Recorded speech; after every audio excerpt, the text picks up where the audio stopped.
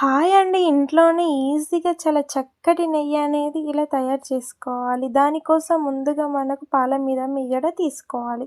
1 week నుంచి store చేసుకుంటే ఇలా అయితుంది ఈ మీగడ.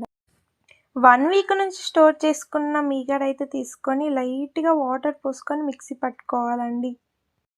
వెన్నంతా ఇలా సెపరేట్ అయ్యి ముద్దలాగా వస్తుంది. చూసారా, ఇలా మిక్సీ పట్టుకున్నాక మొత్తం ఇలా అవుతుంది. దీన్ని ఒక గిన్నెలో వేసుకోవాలి. చూస్తున్నారా, ఈ విధంగా గిన్నెలో వేసుకోవాలి.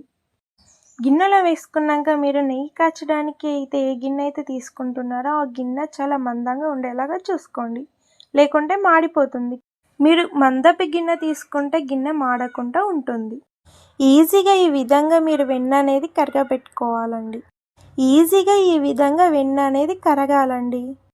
చూస్తున్నారా, లైట్‌గా బ్రౌన్ కలర్ రావాలి. ఈ విధంగా వచ్చేసాక మీరు గ్యాస్ అనేది ఆఫ్ చేసుకోవాలండి. అంతే, చాలా ఈజీగా చక్కటి నెయ్యి అనేది ఇంట్లోనే చాలా ఈజీగా చేసుకోవచ్చండి.